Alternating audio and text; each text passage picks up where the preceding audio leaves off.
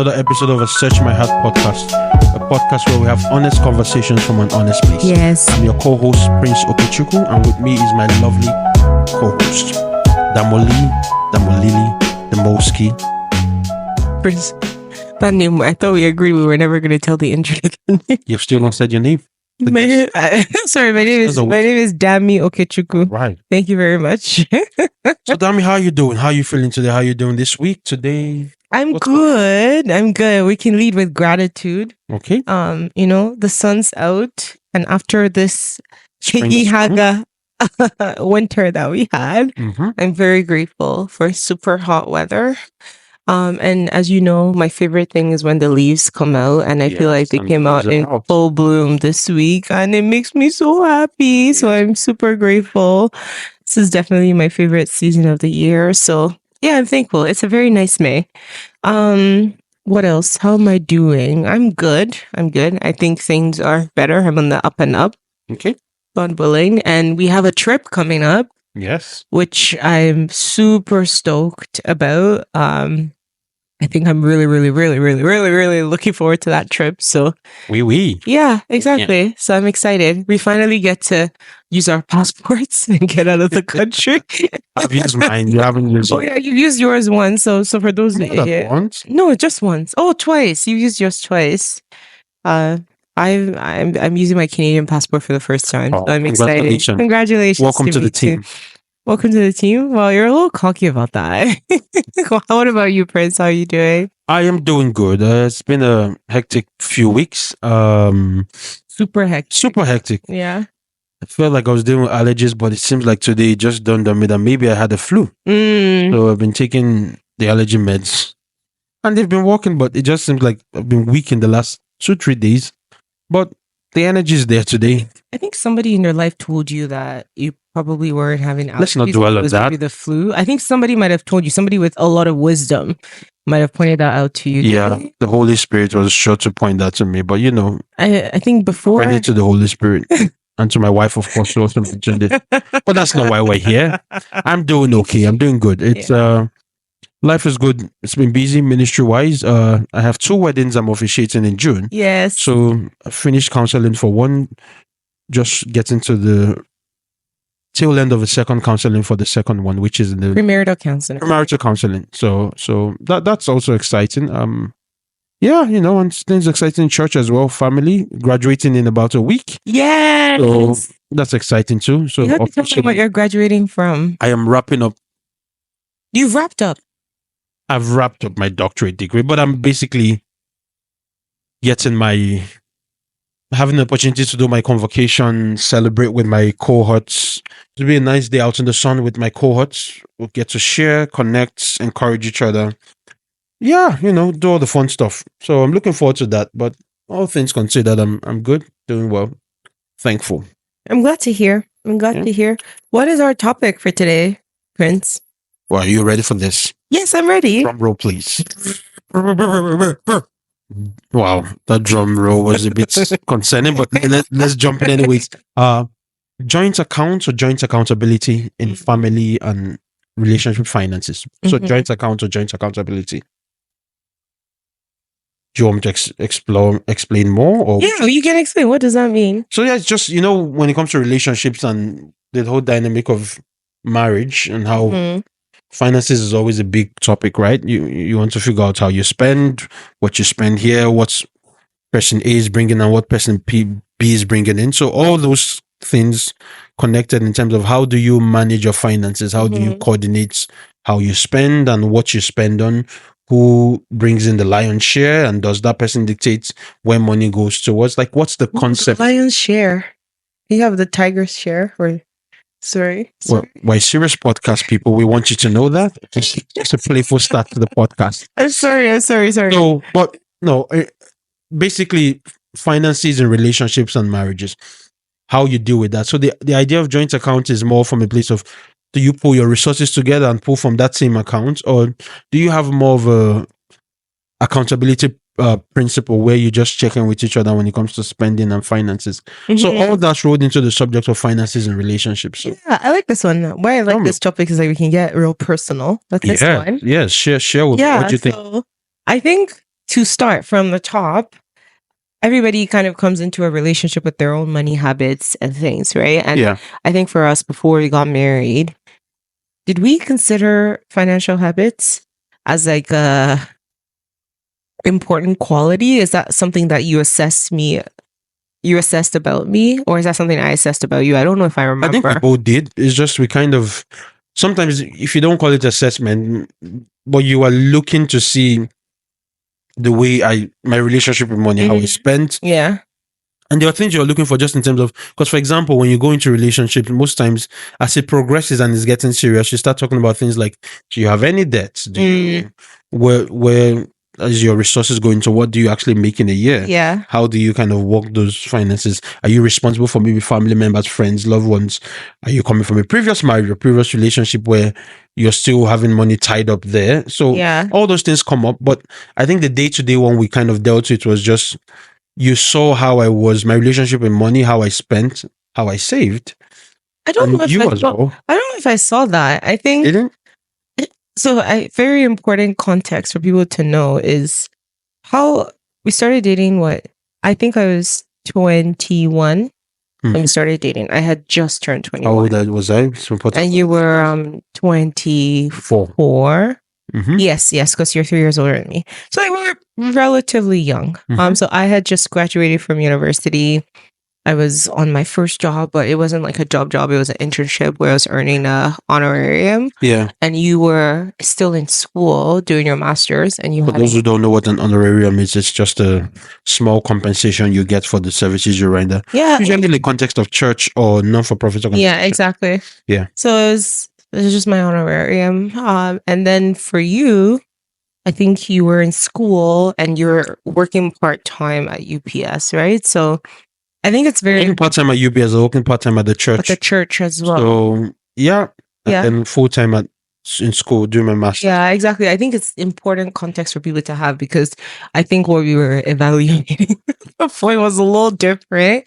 So it was kind of hard to, and I think my frame of reference was different, but there were certain things that I probably saw about you. So I felt like you were the type of person who, no matter how little you had, you found a way for it to go a very, very long way. And I think that's something I still respect about you till today.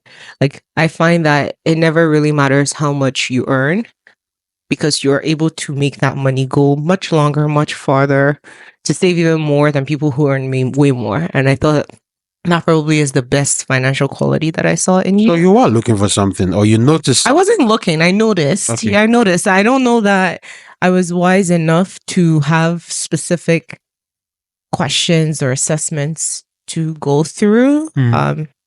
Because like, obviously I was younger. I think now if I were dating, I would have a more rigid, rigorous assessment system.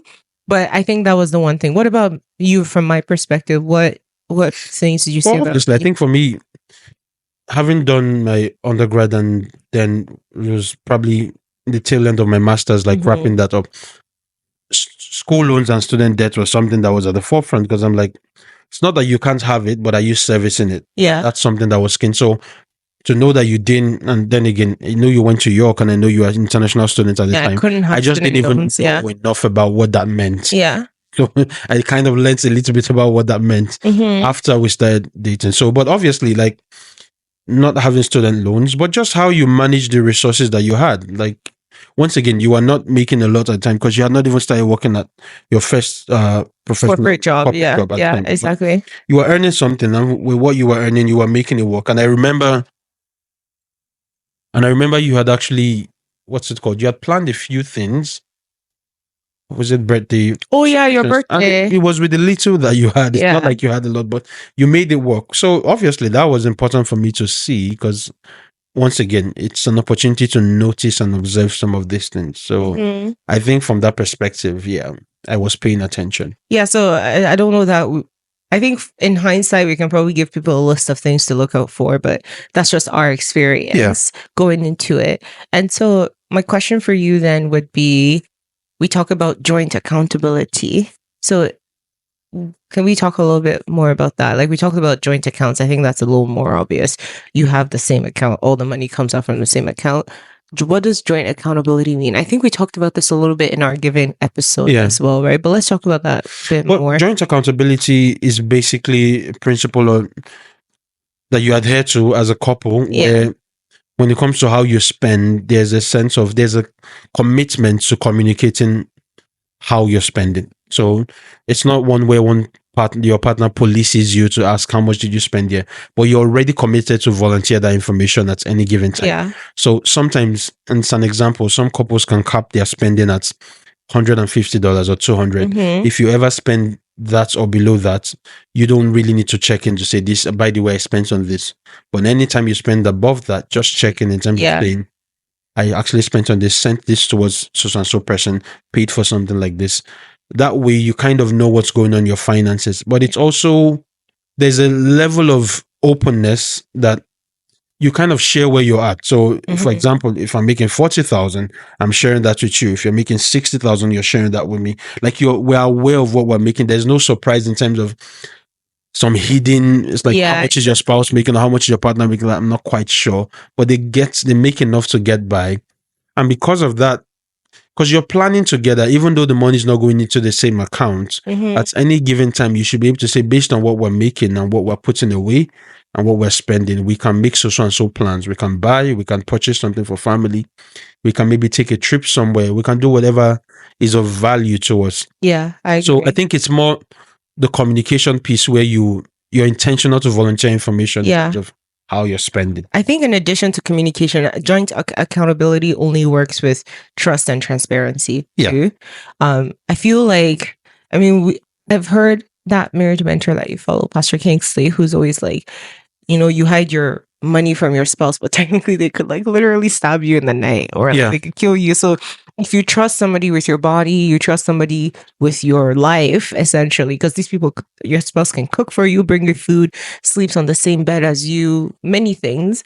If you're going to entrust such important things to a human being, surely you should make sure that it's somebody you trust enough to share finances with. I think if you're wary of sharing your finances with somebody, barring personal trauma, some people, it's not about the person you're with. It's just you observed your mom and your dad and there was financial abuse in that situation, for example. It might just make it hard for you to trust anybody, even if the person was like the kindest, nicest person in the world, right? Yeah. So I think that's one. But trust is very important. I would say if you don't feel some warning signs, like if you don't feel like the person you're dating or you're looking to marry is transparent about their finances in dating, that's probably a red flag for you as well. Because when you get into marriage, the only way it works is through trust and transparency. Yeah. Even when you don't combine the accounts, right? Because if, for example, you have kids and you're putting money away from the child's education fund, you want to make sure that your husband or wife will just go withdraw. True. Yeah. Withdraw the money one day, right? Like, all of this only works with trust, and I think that feeds into transparency too, right? Yeah. I think there's no shame, right? So if you earn a lot, there's no shame in sharing, and if you earn little, there's no shame in sharing. I think after knowing somebody for a little bit, after talking, there should be enough trust for both of you to share how much each of you makes, not to size each other up, but that's how you start to build transparency, and that's how you try to start to assess the type of life that you can afford together, right? And yeah, so, and I think there's there's many places we could take this, right? Because there's money habits as well, right? Yeah. That you're combining. Yeah. Do you want to talk about that a little bit, or is there other things you want to talk about? Yeah. Just based on what you were saying, there are two things that came to mind. The first one is, that saying, your money is our money, but my money is my money. Where do you stand on that? I was going to ask you that, but okay, ask me. Well, and then the second thing, just so I don't forget, is in terms of trauma when it comes to dealing with past trauma, like what's happened in, like, you've coming from maybe your parents or just what you've been exposed to. How does that play into how have you seen it play into how people manage finances when it comes to the relationships they get into or Mhm. marriage when they get married. But we can start with your money. Your money is our money, and my money is my money. Mm, Usually, it's the ladies that say it. So I don't know the lots of guys who say your what money. do you mean? No, I'm just saying from the You know, perspective of the what you know, made the saying popular. I I feel don't see a lot of guys I saying it. feel Am I like wrong? I feel like we come from a society where um in the past the man was the provider. And in the quest for fostering more equality between men and women, I feel like sometimes like people the things that change are the things that actually change things for the worse. I'll explain myself. So for example, before like the man would be the breadwinner and then the woman would be at home or whatever. This is like years and years ago, but now it's changed. Hmm. And I feel like some men have overcorrected to the point now where they're very comfortable with their wife making way more than they are. And whatever the wife makes, she needs to give to him. And then he decides how that money is going to be dispersed or disseminated. So I do feel like that school of thought does exist where a woman can make more and she's expected to give all of that to her husband, and he's the one who will ultimately decide how it's going to be spent. So that's one way I've seen it be from the man's perspective. The wife's money is our money, and his money is his money because his money, he's not transparent about it. Only his wife is required to be transparent. So that's possible. I have definitely seen that in But in is that not reality. more of a thing that plays out in terms of mindsets? But I've not really heard a man say that though. In terms of Yeah. you, Isn't it more important what you do than what you say? I feel well, like I think if it you tell is. me that's not your ideology, but that's how you're living it out, then I know I that's think the it same is. thing. You're right, though. They The don't reason, say it. yeah, Yeah. the reason why I mentioned it more along, and you're right, it doesn't Yeah. mean that men don't do it. It's just more, and I think even when ladies say it, it doesn't mean they actually are completely That's true. unwilling to bring their resources to the table and use it. It's just more, it's the mindset, the whole saying that it's like whatever he's making should cater for everything, but whatever I'm making, I can keep for myself. Exactly. That I've heard more from the lady's perspective, but you're right. It doesn't mean there are not men who are taking advantage of Yeah. when the wife is earning more or when the woman is earning more in the relationship. Or she's the only earner. Or the only earner, and they just like leverage it. Yeah. So I'm not Yeah. saying that Yeah. that exists. It's just Yeah. the phrase more was from a place of what. I think for me, it's probably, it's cliche, but it's the truth. I think your money is my money, our money. My money is your money, our money. It's all You the sure? same. Yeah. However, Okay. I don't know. There's just something about spending your money Oh, that just hits different. wow. I mean, Tell me more. it doesn't even matter that, like, as long as it's coming from your account and Ah, you're giving it to me, I don't even care if it's $25. It makes me so happy. ah. I don't know. Maybe a part of me is like deep down evil, and I like to be spoiled by my husband. So for people who don't have context, princess culture is evil, and the stereotype is that they love to spend money on their wives and buy her nice clothes. And the nicer your wife looks, the better you are as a husband. So maybe I subscribe to that a little bit, but I don't know. I like spending your money. um, and I like buying you nice things too. So I don't know, but that's my perspective. Well, I think there's a willingness from your perspective to actually not just take, but to Yeah, give as well. of course, yeah. But there are people who actually do not believe, ladies, men who do not believe their personal finances in terms of what they're making should be brought into the family. Mhm. They just want whatever the part. And sometimes it's skewed towards who's making more. Yeah. Usually that happens, especially in the context of, if one person is making well enough to take care of everything that has to do with the family's finances, that the other person doesn't need to bring in anything, Mhm. then they just feel like, well, we're good. I don't need to actually bring mine to the table as well. So, but personally, I just think it hurts the process of growth, because I can see how sometimes that statement comes from a place of, you know what, if one person is making enough, let them bring the money to the table and let's use it. But I don't know how that doesn't foster distrust at some point, because Mhm. if at any point in time I'm asking, can you help get this done? And you're like, well, you bring the money for it. And then I know you're also working, but you're not willing to put money towards anything. Yeah.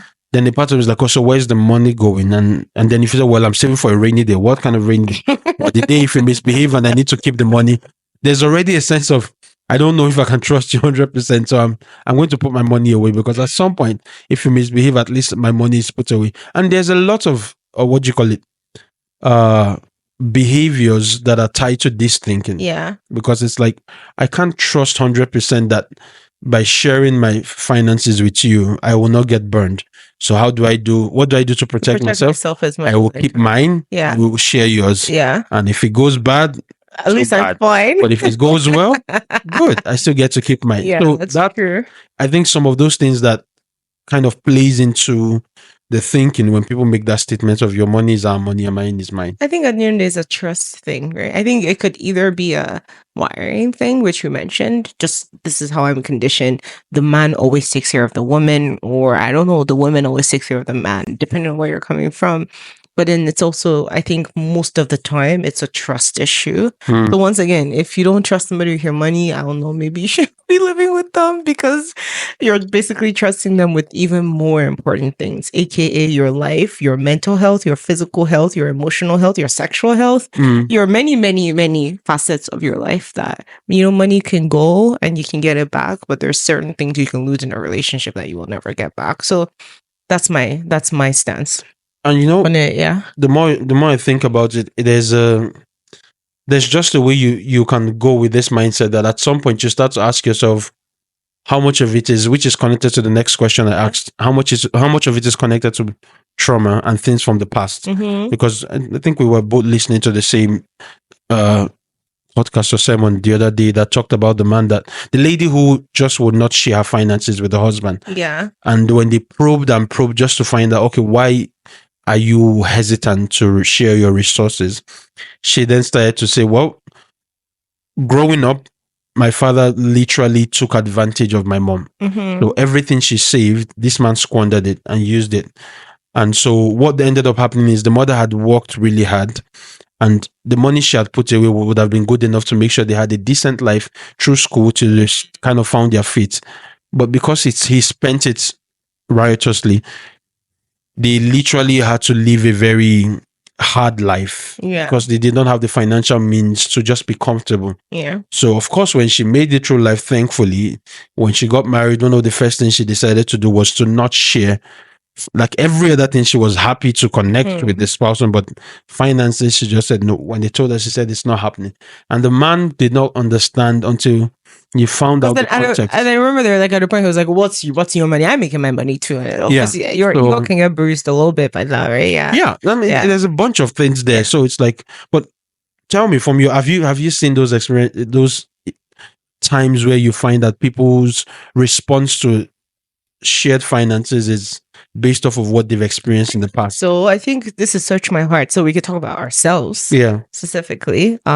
Both of us grew up in somewhat single mother households. So for me, there's always that level of agency that I need and visibility that I need to my money. So, but fortunately for us in our arrangement, I'm the accountant. I'm the financial one. So I'm the one who always knows how much is where, what's going where, what we're spending on. I create the budget. And in as much as I'm able to do it in partnership with you because I know that we're on the same page. If anything, you're even better with your money than I am in terms of like saving. I think I'm probably a bit better at investing, but you're very good at saving.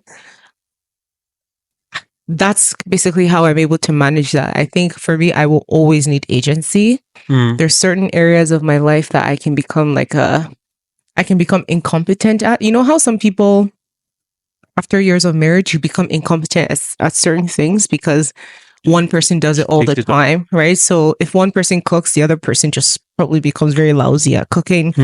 If one person fixes the car, like for example, I'm probably very lousy at car maintenance because you do it, right?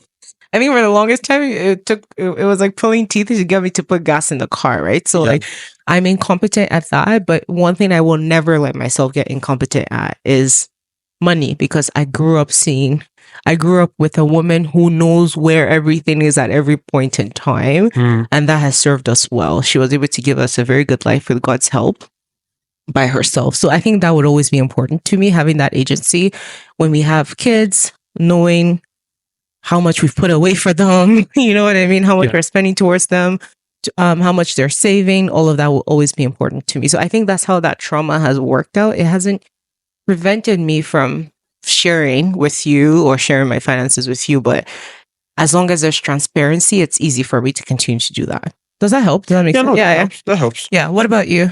I think for me, I've learned just by virtue of exposure, doing life with people, friends, family, things I've seen just from soaking up knowledge through the years. It's very interesting how your past and what you've been exposed to growing up has a way of coloring the way you go about managing your finances in your adult years. Mhm. Like you said, single parent households, my mother really doing a lot to make sure that we could live comfortably and go to school, get the best opportunity to strive for the best in life. Yeah. So in that aspect, I'm used to seeing a woman who has agency. So Mhm. it's not hard to preach that gospel of empowerment and freedom to say, you know what, this is what's going on in the finances. Mhm. So, but I have also had friends who their mothers were just, they didn't really get involved in the finances. It was the father, and he did a good job with it. So they kind of, it was an insular perspective that just said, I'm going to do the same and it should be fine. But then they meet someone who's like, Oh, that's not my reality. imagine you meet a me. We have to No way. do a spreadsheet, Yes. everything, and you're like, Yes. my father didn't do spreadsheets. He provided, even when my mother was working a side business and she was making good money when it was very prosperous, she brought everything to the table. And then he said, you know what, you are blessed, take this one, do this with this, do this with this. And they had no idea what was happening with the rest. And they're still well today. So, but the point is,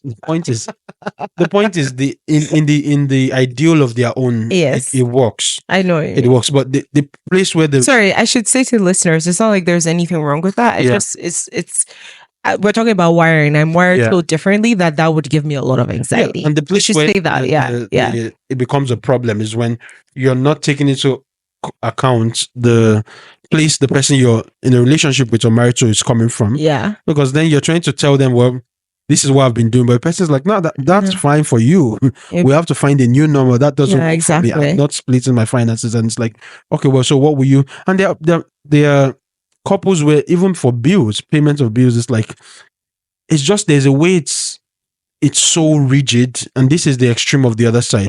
Whoever's paying the bills has to account how much did you really spend. And this is it. Once again, your wiring is important, because I just saw a clip recently about a man who got married, and when he first got married, his wife was well off financially, and he was still trying to get established. And so what that meant is that even though as a traditional man with the values of being served by his sisters, he quickly shifted that mindset and said, I'm going to serve in this house. Since my wife is able to work and like working really long hours, I will do the best I can do to kind of pick up the slack, do grocery shopping, cook where I can.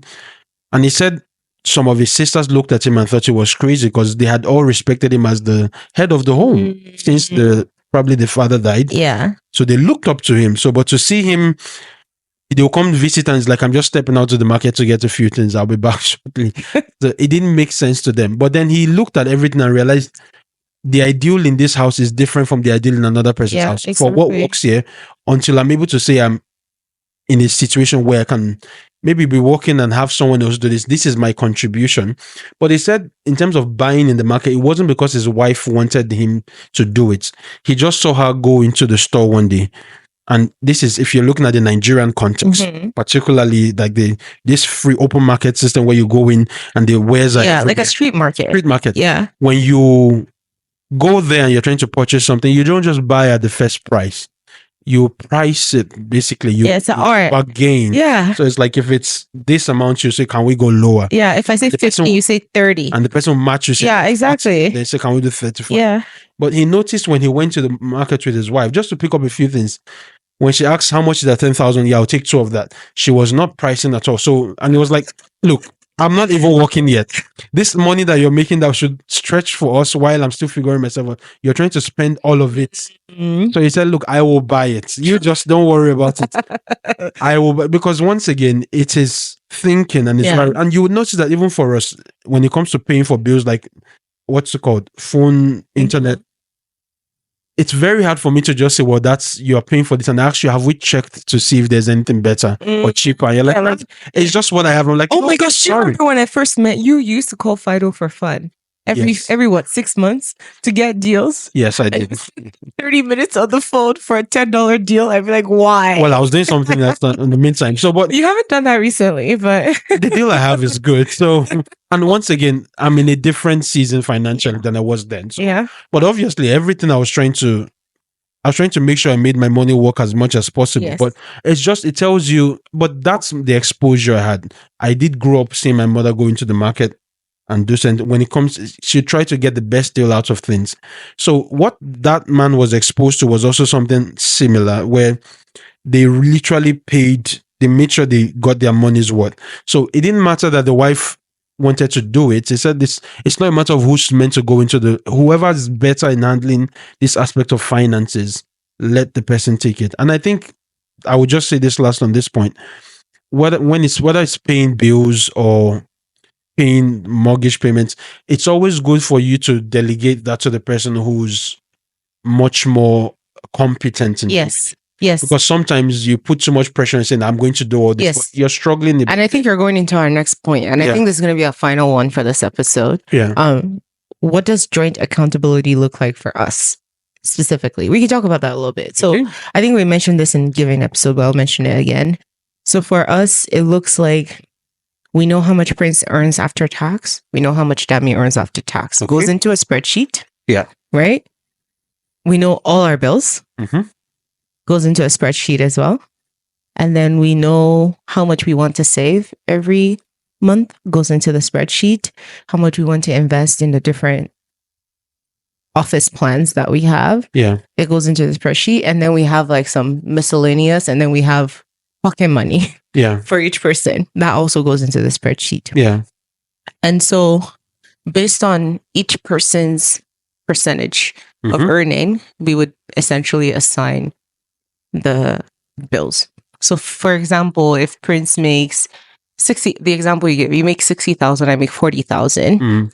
So that means you make, 60, 40. So, and we had a bill that was $1,000. Prince would pay 600 and I would pay 400. I think that's how I set up the budget. I don't know if you know this, but I basically would set it up based on, but it doesn't end up being, it's not, at the end of the day, it's based on the total income Yeah. as opposed to what each person is earning necessarily. Like it's not, we're not trying to make it 50-50. We're just trying to Yeah. split the bills in a way that each person is paying in a way that makes sense for their paycheck.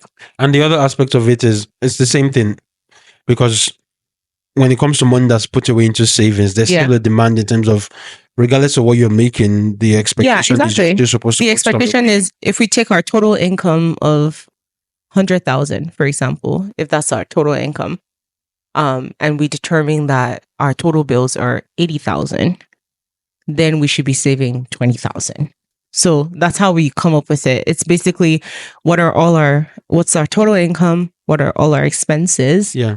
How much is left over? That's how much we should be aiming to save every month. Yeah. So everything is literally a portion, even like tithes and offerings as well. That's how it works. We have a budget, and that's how the family runs. And each person basically has a bill that they pay. Yeah. So somebody can pay the internet bill, another person will pay the mortgage, another person will pay the light bill, phone bill, all the different ones, right? Yeah. And I will add to that, I think what has also helped us is having the freedom to come back to the table to ask ourselves, are you comfortable with Yeah. the consistency of paying that? Because Yeah. if you're not able to meet up with the level of regularity of making sure that gets paid, But you can throw shade at me. I will not confess my sins. I'm not sure. No, I can confess my sins on this podcast. Because what happened? For example, Prince, my husband, I love him so much, very conscientious guy. I don't think Prince will ever miss a bill payment. Dammy, on the other hand, I live life on the edge a little bit, you know? I can forget a mortgage payment, or like forget like not a mortgage payment, but I can forget a payment and then realize I forgot, and then I have to like pay a fee. That chaos, I don't know why, but for some reason it doesn't bother me. But the older I get, it starts to bother me a little bit. But anyway, the agreement we have is Prince is better at keeping track of all the bills, the timing that it needs to be paid, which paycheck it needs to come out of. So he pays them. not I contribute to them. Like Yes. every paycheck, there's a certain amount I need to remove to give to Prince for that purpose, but he will be the one to actually end up paying them. But I'm contribute to be clear, I contribute to the payment. Yeah. Prince is just the admin person that makes sure that the money goes where it's supposed to go. And that goes to the point you were saying earlier. Each person we should focus on each person's strengths. Yeah, I think so. And honestly, there will be couples or families where it's the other way around. The woman just has a better grasp of what needs to be paid when. Yeah, exactly. And so she handles a lot more, while the husband maybe handles a few of them. Yeah. But it's always good to know. It's like, instead of arguing about, I need to know, like there's a spreadsheet. Yeah. Just see everything there. But whoever's in charge of who can handle the consistency and regularity of payments, let the person do it. Yeah, Because exactly. that just means you're managing your finances. And you're saving money on all the fees. Exactly. And you're not defaulting on things that you shouldn't be defaulting Yeah, on. exactly. So, yeah. And but I have my contributions that I make too, because I make the budget. If whenever our pace change, I'm the one who resets the budget. I'm the one who's like, okay, this needs to go, this needs to go. I do like a periodical evaluation of the budget to see like if what we have in the budget still makes sense. So Yeah. I think I'm the one who has that. I'm the one who's like, oh, this is how much we have here. We need to up it, lower it, or like we're okay. Or like when we're going on trips and things like that. So everybody has their own strengths. Absolutely. It doesn't have to, so 50-50 doesn't have to be like you do 500, I do 500. It just looks different.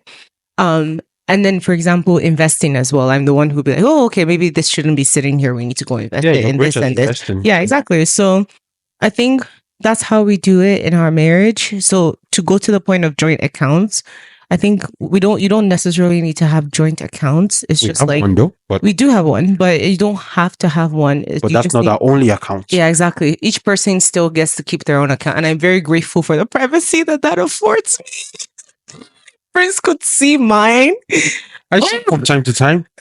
Just a lot of Uber Eats bills and all that. But you know what? I balance the budget and I meet my quota for the month every month. Praise the Lord. Amen. That's all you need to know. Yeah, it does work. I pay the bills I'm supposed to pay. I put the money in savings I'm supposed to put in savings. And to be Praise fair, God we had Almighty. only joint accounts for everything. I think Dami and I would have had maybe more issues. Just on Way more issues. Yeah. There's a method to the way Dami operates that it makes sense at the end of the month, but during the month it's just chaotic.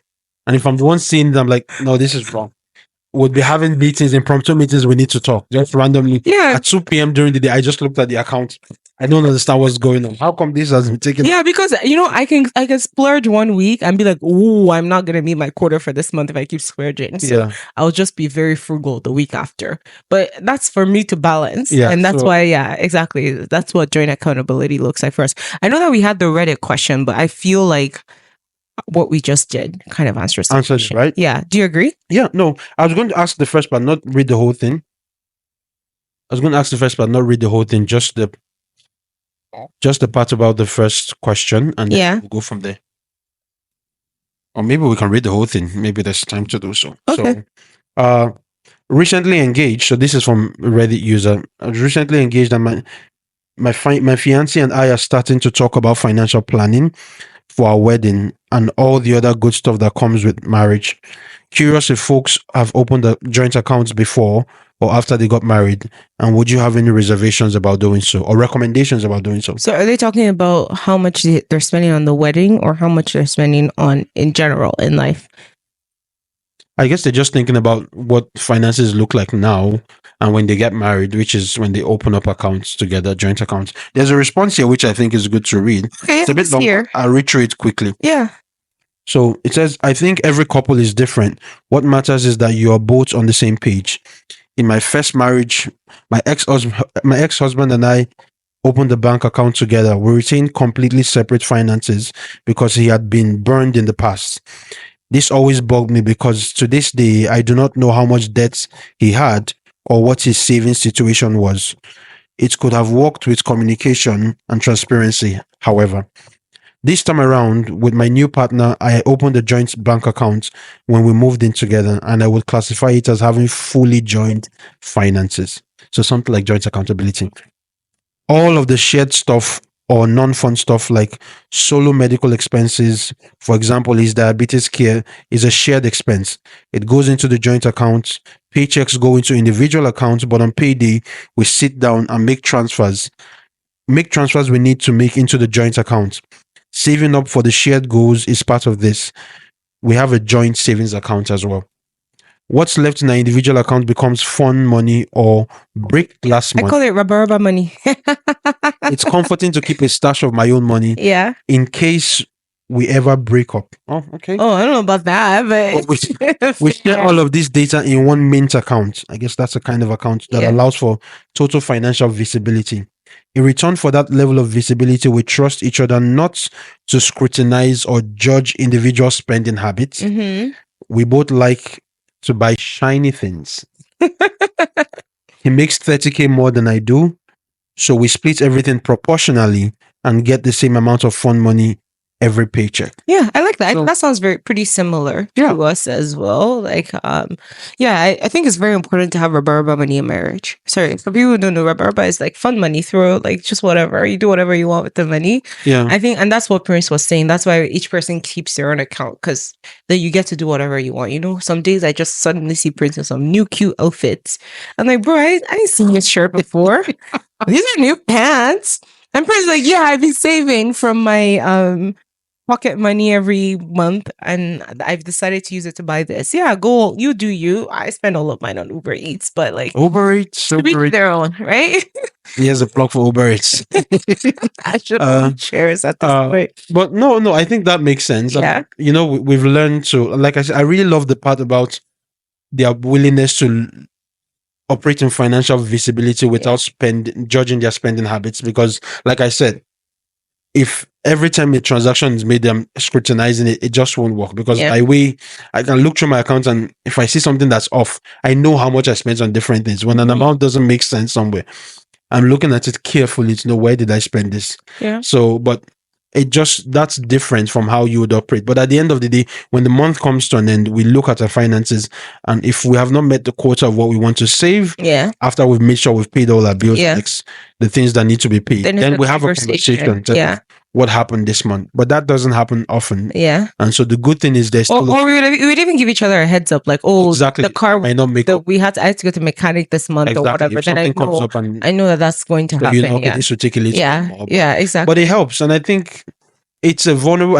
My good friend, a good friend of mine, said he didn't really know, or he didn't really accept he was married until they had to join their finances together. That's when until the day they went to the bank, he was like, "Whoa, I'm a married man." Yeah. So, and it's honestly, financial vulnerability is a very high level of vulnerability because you're looking at how you're spending, what's coming in, what's going out. It's just, and you're trusting that this person doesn't look at you in the summation of what your finances look like. Yeah. They get to see you beyond that. Yeah. So I think it's a beautiful thing that helps couples grow. But once again, there's different ways to go about it. The key is, I will advocate beyond joint accounts, strive for joint accountability. Yeah, I think that's the most important. Because joint accounts have been drained by one person before. Yep.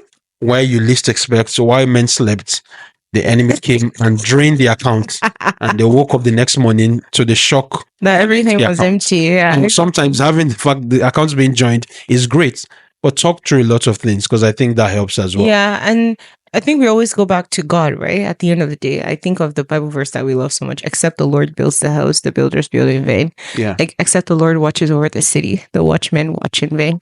That's Psalm 127, 1-2. At the end of the day, you have to remember that, like, in talking about joint accountability, you're building a home, and finances are just one aspect of it, right? So aspect, but one aspect. It's just one though. And it's very important to not make it everything. Yeah. It's very important not to not make money the one thing that you talk about all the time or fight about all the time. Yeah. Right. It's important. And I think to do that, it's important to put money in its place, right?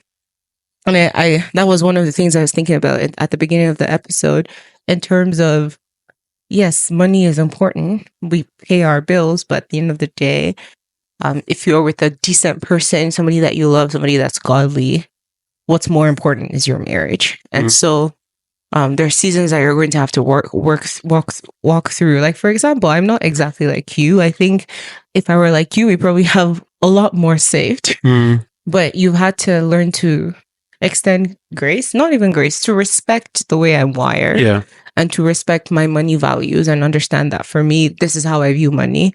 And we've had to merge that. And because I'm assuming that this is the case, but because you believe in our marriage, believe in me and in our relationship more than money, you're able to let certain things go. And it's not just about how Prince would handle it. It's about how will Dami and Prince as a unit handle it. So, And I've learned from you as well, because yeah, like you said, savings might be something I'm really, but the investment part, I learn a lot just from, Yeah. and I see how much your investments are rising. It's exciting to say, you know what, I yeah, exactly. it's as well. I want my investments to rise too. So yeah. Yeah, exactly. We learn from each other, but money is not everything. Your relationship is the most important thing, and money is one aspect. So True. yeah, and I hope that how you treat money flows out of your overall relationship. If your relationship is healthy, hopefully your money life is healthy too. So I think that's a good place for us to end today. Yes. Thank you everybody for listening to us. Once again, you're listening to Search My Heart podcast, where we have honest conversations from an honest place. Follow us on Insta, follow YouTube, all the social media handles, all the social media platforms, and everywhere you get your podcast. Continue to shout out to our listeners in Poland and Mexico. Thank you for tuning in. Vitam to our Polish Vitam. Anyway, Ori, our producer, doing a great job as well. Yeah. And finally, we have a new catchphrase that we say at the end of every episode. We do? Always remember to create a safe space for honest conversations. See you in the next episode. I don't know about that. Bye, everybody. You like it.